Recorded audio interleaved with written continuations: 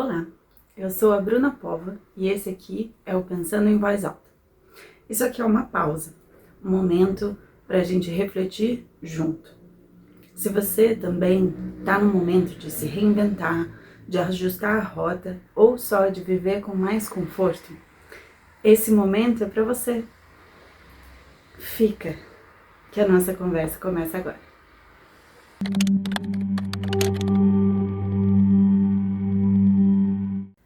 Eu venho percebendo nos últimos tempos que existe uma pergunta que vem voltando sempre em várias fases da vida adulta. Eu percebi isso não só pela minha experiência, mas por conversa com outros colegas, amigos que têm mais ou menos a mesma idade ou que são até um pouco mais velhos, que percebem que essa pergunta sempre volta. A pergunta tem a ver com o que eu devo fazer da vida. E muitas vezes ela não está relacionada a o que eu vou fazer agora, para onde eu vou, o que eu faço em termos de vida social ou vida familiar, mas geralmente com relação à vida profissional.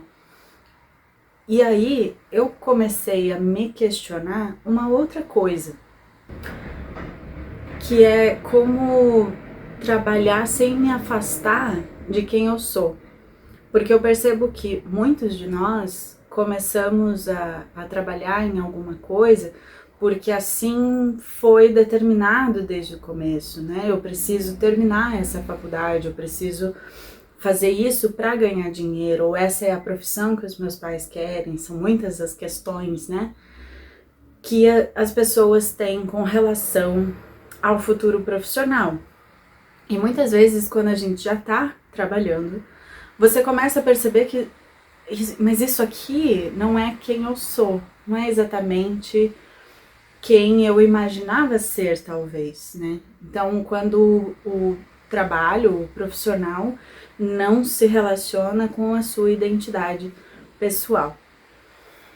E aí eu me deparei com muitas pessoas falando sobre essa ideia clássica da vocação. Eu acho que como artista, desde a infância, falar de vocação sempre foi uma coisa até um pouco assustadora para mim. Porque sempre foi dito que você tem talento, é que você tem vocação, você nasceu para isso, né? Essa ideia do nasceu para isso, em geral, os artistas se deparam muito com essa questão. Mas será que é realmente necessário você ter um talento ou só a vocação basta, né, para ser artista? Mas em qualquer outra profissão, eu acredito que isso se aproxime muito também. Uma questão de vocação, por exemplo, para ser engenheiro, para ser professor, né? Para ser muitas coisas, as pessoas dizem, tem vocação para isso. E essa ideia de que vocação é uma coisa certa já, um caminho linear, como eu já falei em outro episódio, eu não concordo muito com isso. Mas a realidade contemporânea de trabalho, ela tem mudado essas lógicas. Então, muitas vezes, você precisa se tornar um criador de conteúdo, um estrategista digital,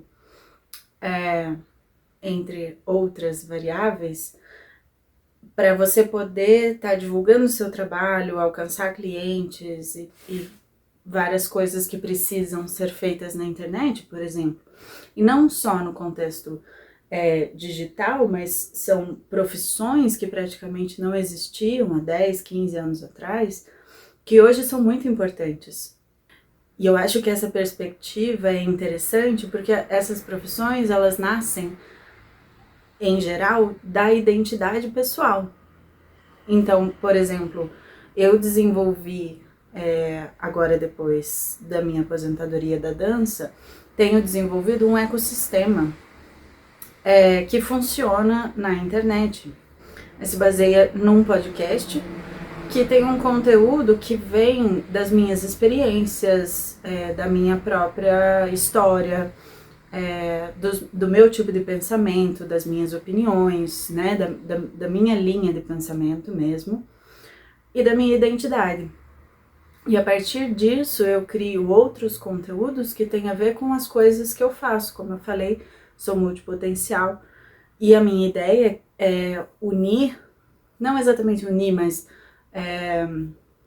acrescentar uma coisa a outra, poder estar trabalhando com todas mais ou menos ao mesmo tempo, com o meu próprio método, que eu venho desenvolvendo ao longo dos últimos anos, para desenvolver tudo ao mesmo tempo e criar um sistema, um conteúdo que vai falar sobre todas essas coisas, é tudo a partir da minha identidade.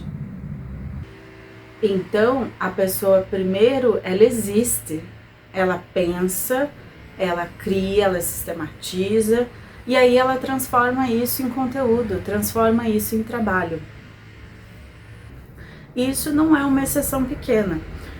Hoje em dia, a economia desse tipo de trabalho, que é a chamada economia criativa, ela representa bilhões na economia.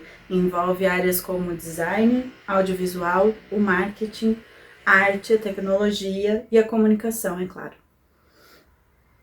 E olha só, no Brasil, milhões de pessoas já trabalham nesses setores e as projeções indicam que cerca de 1 milhão de novos empregos surgirão nesse campo até 2030. Ou seja, o trabalho está cada vez mais conectado à criatividade, à comunicação, ao desenvolvimento de marcas, de identidade. Isso é desenvolver, a partir da sua própria identidade, a marca pessoal. Só que a marca pessoal não é só a identidade da pessoa, você trabalha muito mais coisas em cima para você desenvolver todo esse ecossistema, por exemplo, que é o que eu venho fazendo. Durante muitos anos, a dança era o lugar onde eu expressava quem eu era. E a partir do momento que isso teve que ser separado, a dança, o palco e a minha identidade, coisas separadas, entrou essa questão, quem sou eu, né? Qual é a minha identidade fora do palco, fora da dança? Quem é a Bruna fora da dança, né? Sem ser a bailarina. E quando eu comecei a me questionar sobre isso, eu sempre tive muito essa vontade de criar minha marca pessoal. Eu venho estudando há um tempo marketing, marcas, branding. Então surgiu essa possibilidade, né? Como que eu posso me expressar fora da dança? De que outra maneira eu vou expressar quem eu sou? E aí eu passei a redescobrir quem é a Bruna, porque eu também percebi que eu não sou muitas coisas que eu acreditava que eu era, porque elas estavam totalmente conectadas à minha arte, que era a dança, que era estar no palco. E aí é que essa pergunta que sempre volta para nós na vida adulta começou a martelar mesmo na minha cabeça. Quem eu sou profissionalmente agora? Esse momento tem me revelado uma coisa muito importante, que eu considero que a identidade ela não muda quando o formato de trabalho se alterna. O fato é que eu deixei de subir no palco físico para subir no palco digital. Eu decidi que eu transformaria a minha identidade numa marca pessoal que poderia ser compartilhada, exposta ou expressa nesse formato digital que é aqui nos meus vídeos, no meu conteúdo, lá no Instagram e por aí vai. Mostrando um pouco dessa reconstrução, dessa construção da minha vida, da minha nova vida, depois de 15 anos como bailarina profissional, para onde eu tô indo. Então, compartilhar esse momento, essa decisão, para onde eu vou, as coisas que eu tenho feito, que eu estou fazendo, que eu pretendo fazer para descobrir ou redescobrir quem é a Bruna, é um modo de também construir essa identidade e tá expressando de alguma maneira, da maneira aquilo que eu expressava como bailarina, dançando e subindo ao palco todo ano, que é uma coisa que com certeza vai fazer falta, então eu precisava substituir. E aí eu venho falar novamente sobre romantização, porque eu acredito que as pessoas falam muito sobre trabalhe com o que você ama e você nunca trabalhará. Eu não acredito nisso. Uma porque, sim, quando eu trabalhava com dança, eu amo dança. Sempre amei desde pequena, mas sempre foi trabalho. E foi um trabalho árduo, um trabalho difícil, um trabalho cansativo, um trabalho que nem sempre era gratificante, tinha grandes recompensas. Na verdade, bem poucas vezes foram grandes recompensas. Claro que a gente faz por amor, é sempre prazeroso, mas tem suas dificuldades. Teve muito esforço, muito trabalho, sim, sempre. E eu acho que eu jamais romantizaria o trabalho, nem o da dança, nem o de nenhuma arte, nenhuma profissão. Porque por mais que você ame o que você faz, sempre existe um esforço, sempre existe trabalho em si.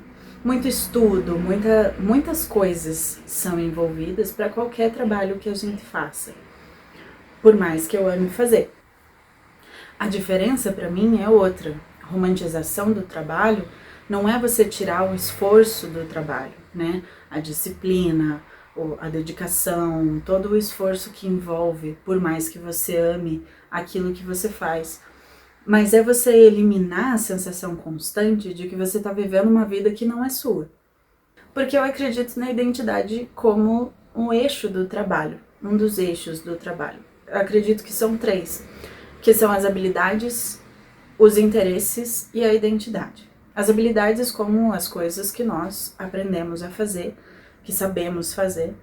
Os interesses são coisas que nós gostamos de explorar, de pesquisar, né, que a gente vai atrás, que tem interesse. E a identidade é a maneira como nós enxergamos o mundo. E essa, para mim, é a mais importante. Essa terceira camada é a mais estável, né? Por exemplo, uma identidade que tenha curiosidade, sensibilidade, pensamento crítico, criatividade, capacidade de observar pessoas, desejo de comunicar ideias, essas coisas elas atravessam diversas profissões. Então é importante que a gente pense nessas 3 camadas como 3 camadas muito importantes para qualquer profissional, mas que é dentro da identidade que a gente vai explorar diversos formatos de profissão.